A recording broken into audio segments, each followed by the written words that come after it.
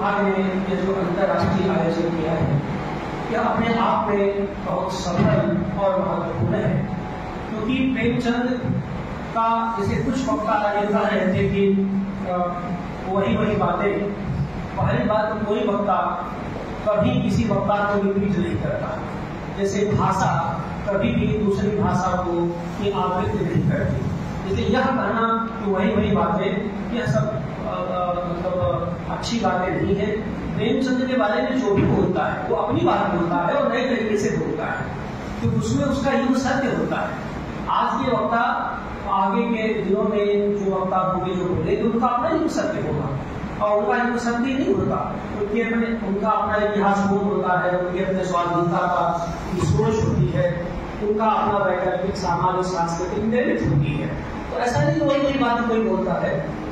हाँ, बार बार अनेक लोगों के द्वारा बोले जाने से हमारा रचनाकार और प्रशस्त और निखर करके साफ सुथरे तरीके से बाहर आता है। प्रेमचंद पर जितनी चर्चाएं होती है, प्रेमचंद और निखर करके हमारे बीच आ जाते हैं और प्रेमचंद के भीतर जो कुछ प्रकाश कण है, जो रोशनी है, जो उष्मा है, उसका और दूने वेग से संचार होता है। तो प्रेमचंद की महत्ता तो यह है कि जितनी बार वहां पर जाइए उतनी बार नए सूत्र वहां से मिलते हैं और एक आदमी को नहीं अनेक आदमी को मिलेंगे, जो बार वहां जाएगा।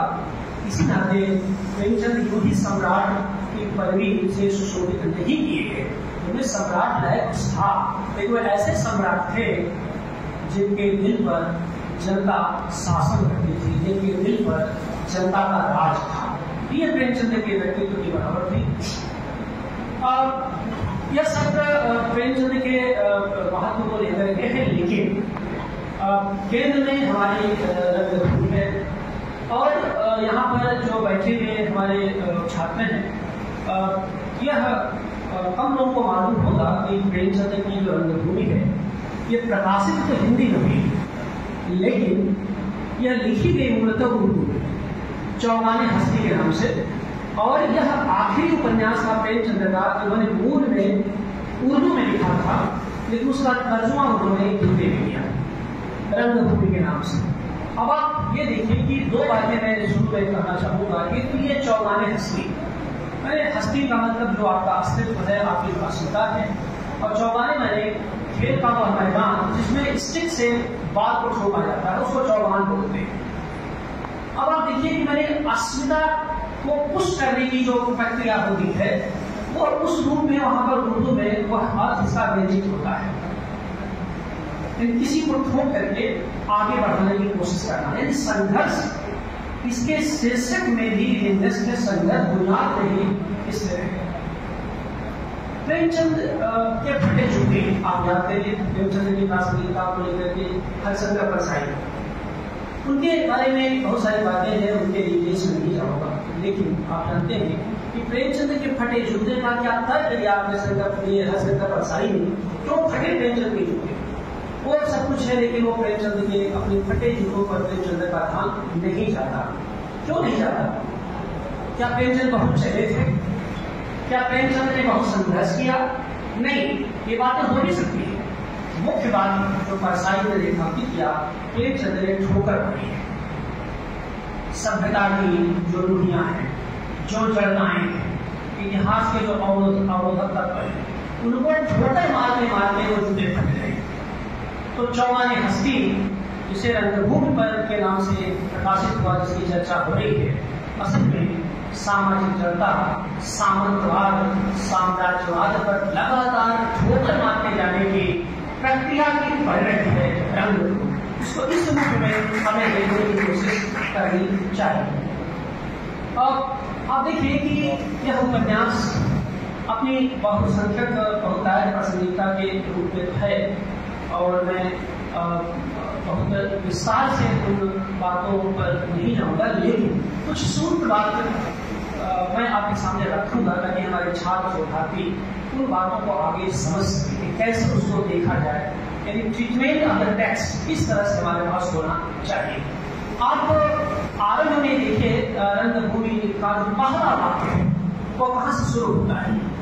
कहते जो शहर है ये अमीरों के रहने के लिए होता है, और जो उसका हाशिया है उनके विलासिता का उपक्रम होती है। इस तरह की बातें शुरू में पहला ही बात करते हैं कि जो शहर होता है वो अमीरों के रहवास के लिए होता है, और जो शहर का जो हाशिया होता है वो असल में उनकी विलासिता के लिए होता है। यानी आप समझिए कि ये जो विकास है और जो विलासिता है, तो विकास और विलासिता का संघर्ष से ही यह उपन्यास शुरू होता है। और आप देखिए इसका जहां समापन होता है, यहाँ समापन देखिए कि समापन में 2 स्त्रियां मौजूद हैं स्पष्ट रूप से। भरत सिंह पराजित हो जाते हैं, सब कुछ हो जाता है, उनकी पत्नी उन्हें छोड़ देती है, सेवादल में शामिल हो जाती हैं, और तमाम जो विनय के मृत्यु के बाद जो स्थितियां बदलती हैं, सेवादल जो छूटा हुआ था उसमें डॉक्टर गांगुली के साथ हिंदू ये सब मिलकर के जहाँ पर उपन्यास समाप्त होता है, ये सब सेवादल को विस्तार करते हैं। लेकिन राजा भरत सिंह जो होते हैं उन पर कोई असर नहीं होता। वो कहते हैं कि जिंदगी तो ऐसो आराम के लिए है, और ठीक है जितना दिन मिला हो गया क्या होता है।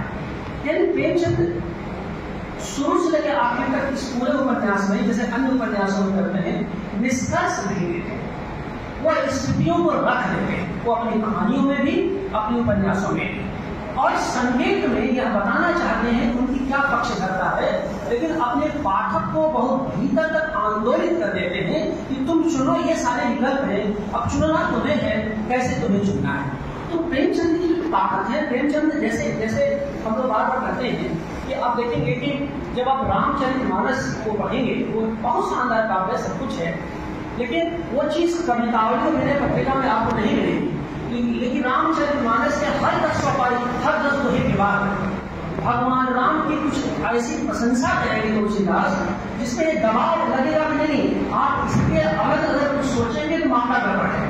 तुलसीदास की सिर्फ कथा प्रबंध तो सीमा होती ही है कि बार बार याद दिलाकर जब राम के आदर्श के खिलाफ कोई बात मैं नहीं सुनना चाहूंगा।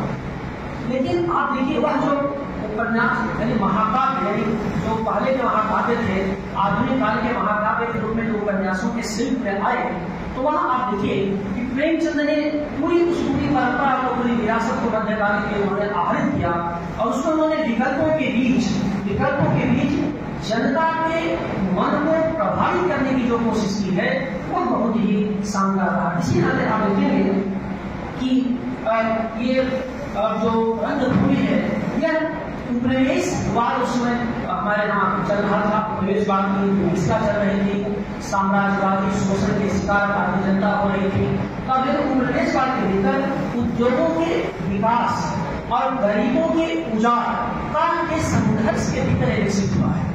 तो आप देखिए कि ये जो उद्योग धंधे आ रहे थे उनका कैसे विकास हो रहा था, और उसके समानांतर पूंजीवादी दबाव में कैसे बस्तियां, जनता की बस्तियां कैसे उजड़ती चली जा रही थी, इस पर भी प्रेमचंद की नजर शुरू से थी। और पूरा जो उपन्यास है इसी सिलसिले में इसका पूरा विकास हुआ है। और बहुत सारे सूत्रों पर हम इसकी चर्चा कर सकते हैं।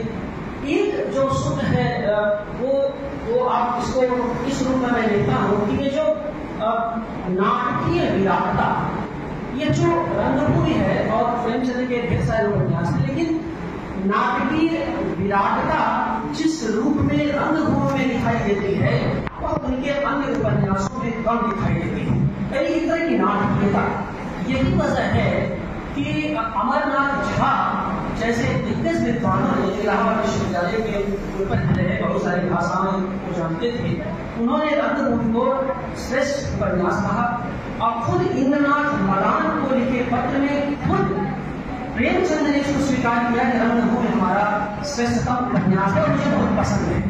तो ये आखिरकार ये बहुत सारे रचनाकारों ने इस पर चर्चा की है, लेकिन ये जो नाटकीय विराटता की बात मैं कहना चाहता तो वो उनके रंगभूमि के शिल्प में मुझे बहुत ही आकर्षित करता है। उसका आधार क्या है? आधार उसका ये है कि रंगभूमि का जो पात्र सूरदास है, जितना इतिहास के भीतर है उससे कहीं अधिक इतिहास के बाहर है, जितना अपने जीवन में है उससे कहीं अधिक अपने नृत्य में है। यानी भारतीय समाज को जीवित सूरदास उतना प्रभावित नहीं कर पाया जितना मृतक सूरदास ने प्रभावित करने में सक्षम रहा। और यही वजह है कि आज 100 साल पश्चात रंगभूमि के 100 साल आज हम हिंदी विभाग में मना रहे हैं। यह वह सूरदास के मृत्योपरांत जो सामर्थ्य थी, जो ताकत थी, यानी उसकी जो गुण है, उसके गुण की जो ख्याति है, जो सुगंध हमारे तक आई है, अभी नहीं आगे आने वाले न जाने कितने सालों तक हम इसको याद करते रहेंगे।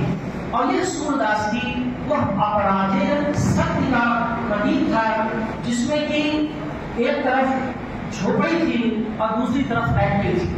तो फैक्ट्री और झोपड़ी के बीच का भी जो द्वंद्व था, उसके भीतर से फैक्ट्री बहुत आक्रामक होती चली गई, झोपड़ी बहुत शिथिल होती चली गई। लेकिन झोपड़ी की जो ताकत थी और जिस ताकत के दायरे में सूरदास खड़ा होता है, वही ताकत आज हमारी जनता को, भारतीय जनता को सामर्थ्य देती है। और यह असल में प्रेमचंद का कुछ और नहीं था, स्वाधीनता बोध था।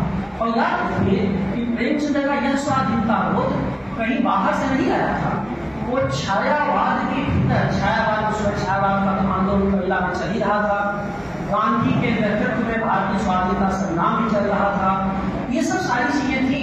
तो जिसे कहते हैं कि स्वाधीनता का जो स्वाद था, जिसे प्रेमचंद चखाना चाहते थे, जिसे स्वाधीनता के आस्वाद से प्रेमचंद भारतीय जनता को जोड़ना चाहते थे, सूरदास उसका शिखर बिंदु है, उसका शिखर उपन्यास है। और इसी नाते देखिए उसी समय जयशंकर प्रसाद है, और जयशंकर प्रसाद ने जो कहा कि क्या प्रसाद की जो स्थापना देखिए कला निबंध में क्या कहते हैं कि आत्मा की संकल्पनात्मक अनुभूति, वही बहुत ही पारिभाषिक शब्द है और उसकी बहुत सारी व्याख्याएं भी है। लेकिन आत्मा की संकल्पनात्मक अनुभूति में बुनियादी तौर पर भारतीय संस्कृति में व्याप्त स्वाधीनता के वे मूल्य हैं जिसको प्रसाद अपने युग सत्य के दायरे में अर्जित करना चाह रहे हैं। इसी नाते वहां पर प्रसाद नियतिवादी नहीं है, प्रसाद भाग्यवादी नहीं है, भारतीय चेतना के अंतर्गत जो शक्ति के कण थे उनको रेखांकित करने की कोशिश कर रहे थे। और बार बार जो शक्ति के पुंज हैं उनका बुनियादी संबंध स्वाधीनता की चेतना से था।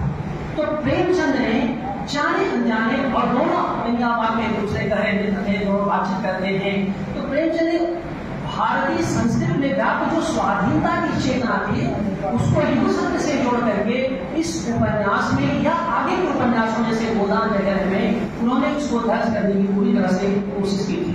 तो आप कह सकते हैं कि उनकी जो स्वाधीनता की जो आकांक्षा थी वह रंगभूमि जैसे उपन्यासों में फलीभूत होती है, जिसका विस्तार आज 2024 तक हम तक आ पहुंचा है। तो इस रूप में ये जो स्वाधीनता का स्वाद था, यही असल में भारतीय संस्कृति के आंतरिक लय थी, जिसे प्रेमचंद इसको रेखांकित करना चाहते थे कि भारतीय स्वाधीनता की आंतरिक लय। और ये जो आंतरिक लय है, इसको आप ये कोई वायवी छायावादी कविता में नहीं दे सकते।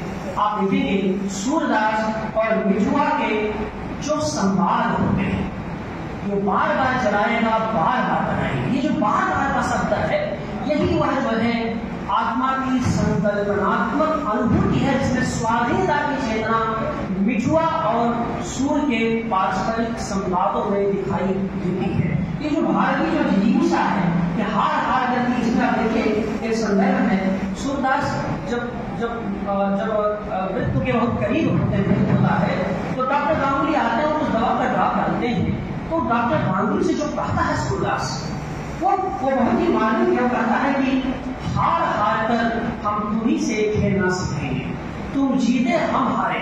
क्यों?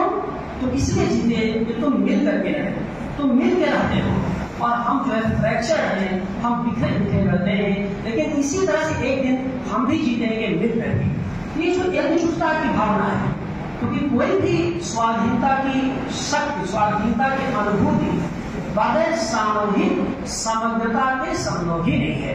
तो सामूहिक मूल्य के धरातल पर ही आप किसी अपनी संकल्प शब्द को उतार सकते हैं या उसकी पहचान कर सकते हैं। तो इस रूप में मैं इस बात को दर्ज करना चाहता था कि ये बात यहाँ रखना चाहता था। दूसरी बात मैं कहना चाहता था कि रंगभूमि के बहाने जो प्रेमचंद का महत्व है, जिसमें रंगभूमि के पहले वे सेवा सदन लिख चुके हैं, प्रेमास्पद 2 उपन्यास लिख चुके हैं, तो उसमें मुझे लगता है कि पढ़ते समय आप देखिए कि अपनी जो युगीन बौद्धिक सघनता प्रेमचंद की रंगभूमि में, तब युगीन बौद्धिक सघनता के लक्षण भी मुझे दिखाई दे।